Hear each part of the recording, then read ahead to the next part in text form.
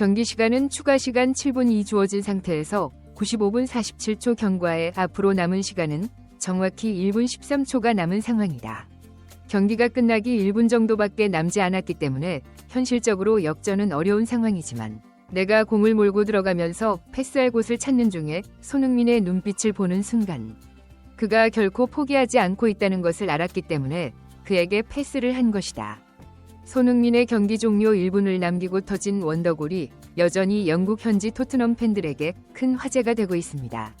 일각에서는 이날 경기의 패배가 손흥민이 빅찬스를 무려 2회나 놓쳤기 때문이라며 패배 원흉으로 손흥민을 비난하고 있어 팬들 사이에 큰 논란이 일고 있습니다. 그러나 영국의 축구 전문 분석 방송인 BBC 매치 오브 더 데이는 손흥민이 놓친 빅찬스는 2회가 아니라 1회라고 말하며 오히려 손흥민이 넣은 마지막 골은 몇 가지 이유 때문에 들어갈 수 없는 불가능한 골이라고 분석해 팬들을 어리둥절하게 만들고 있습니다. 토트넘은 첼시와의 프리미어리그 14라운드에서 패배하면서 현재 리그 11위를 차지하고 있습니다. 영국 현지 축구 팬들은 포스테코글루도 문제지만 결정적 찬스를 날린 토트넘 몇몇 선수들의 쓰레기 같은 플레이가 패배의 원인이라고 날선 반응을 보이고 있습니다. 전반전을 2대1로 앞서던 토트넘은 후반전에 무려 3골을 얻어맞으면서 4대2로 패배할 위기에 있다가 경기 종료 1분을 남겨놓고 손흥민의 원더골이 터지면서 3대4가 되었습니다. 하지만 골을 넣은 손흥민이 때문에 졌다라는 일각의 주장이 국내 대형 커뮤니티를 뒤흔들고 있습니다. 이 주장에 대해 일부 전문가들은 손흥민이 가마차는 슛을 성공시키지 못한 것에 대해 말들이 많지만 이것은 사실 굉장히 어려운 슈팅이라는 할 수가 없는 상황이라고 말하면서 다른 각도에서 보면 이 상황을 더 정확하게 이해할 수 있다고 말했습니다. 손흥민이 공을 몰고 들어가며 슈팅하고 보면 왼쪽은 상대 수비수 2명이 막아서고 있어 슈팅 각이 없고 오른쪽은 골키퍼가 막아서고 있어 역시 슈팅할 공간이 없다고 말하면서 유일한 각은 상대 수비수 2명 사이를 뚫고 차는 것밖에 없는데 골대와 손흥민이 차는 위치가 골대와 너무 가깝기 때문에 공이 휘어질 만한 충분한 거리를 확보하지 못한 상황이라 들어가는 것은 불가능한 것이라고 말했습니다.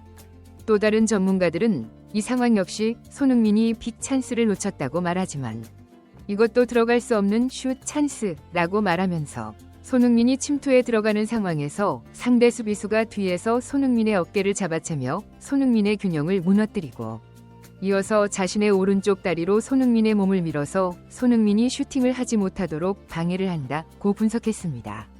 만약 이런 방해가 없었다면 손흥민은 완벽한 노마크 상황을 맞이하면서 바로 슈팅을 할 수 있었다.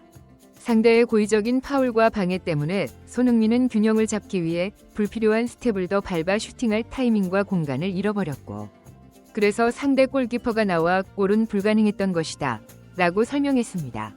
그러나 일각에서는 이 두 경우는 그렇다 치자 손흥민이 완벽한 노마크 골을 못 넣은 것은 어떻게 설명할 것이냐며 날선 반응을 보이는 것도 사실입니다. BBC 매치 오브 더 데이는 몇몇 팬들이 주장하는 빅찬스 미스 중 이 장면 단 하나만 언급해 눈길을 끌었는데요. 몇몇 전문가들 역시 손흥민이 이 상황에서 빅찬스를 놓친 것은 맞다고 말하면서 현재 득점 랭킹 2위인 모하메드 살라는 빅찬스 9회, 2위인 홀란드는 13회, 8위인 올리 와킨스 14회, 첼시에서 토트넘을 상대로 그렇게 잘한다고 칭송받는 팔머는 총 15회이다. 손흥민은 이날 경기 이전에는 빅찬스 미스 2회였다고 말했습니다. 이들은 이어 손흥민이 빅찬스를 놓치는 이유는 손흥민에게 너무 많은 수비 부담을 지워 체력을 쓸데없는 곳에 소모하게 하는 포스테코글루의 전술 때문이라며 포스테코글루의 전술은 양쪽 풀백을 공격할 때 지나치게 전진시켜 공격이 끊어지는 경우 그곳을 공략당해 자꾸 실점을 하며 이 때문에 이날 경기에서 세계 최고 수준의 공격수인 손흥민이 우도기가 비운 자리를 커버하느라 전력으로 스프린트를 하며 체력을 소모한다고 말했습니다. 손흥민은 드리블을 하고 치고 들어가면서 슈팅을 하기 때문에 체력을 비축했다가 폭발적으로 써야 하는 유형의 선수라고 말하면서 공격수가 풀백의 수비 커버를 하느라 체력을 소비하는 것도 모자라 중앙까지 내려와 공을 운반하고 돌파까지 하고 어시스트까지 하는데 체력을 모두 소모하면 스프린트를 하고 마지막에 슈팅을 할 때 자세가 조금만 흐트러져도 저런 식으로 골대 밖으로 벗어나는 것이라고 분석했습니다. 일부 전문가들은 이런 상황 속에서 교체 없이 90분을 풀타임으로 뛰는 동안 손흥민은 체력이 거의 바닥이 났을 것이 분명한데 마지막 원더골을 넣을 때의 집념을 보면 손흥민 때문에 졌다는 말을 하는 것 자체가 추악한 못이라고 반박하면서 영국 현지에서는 손흥민이 어시스트한 것을 날려먹은 랑케와 사르 그리고 PK 험납한 비수마의 처참한 플레이가 패배의 원인이라고 지목하고 있다 라고 설명했습니다. 영국 매체 BBC 매치 오브 더 데이는 손흥민이 기록한 마지막 원더골을 분석하면서 메디슨과 손흥민의 호흡이 이제 무르익기 시작했다는 평가를 내놓고 있습니다. 몇몇 전문가들은 손흥민의 마지막 골은 많은 것을 시사한다고 말하며 손흥민이 주장으로서 팀원들에게 끝까지 싸워야 한다는 메시지를 전달한 것이라고 말했습니다. 이 상황은 경기 종료 1분을 남겨놓고 2대4로 지는 상황이다. 현실적으로 역전은 불가능하지만 코너킥 상황이라 한 골 정도는 만회할 기회가 찾아온 것이라고 말하면서 메디슨이 돌파를 하기 시작할 때 손흥민의 움직임을 주목해야 한다.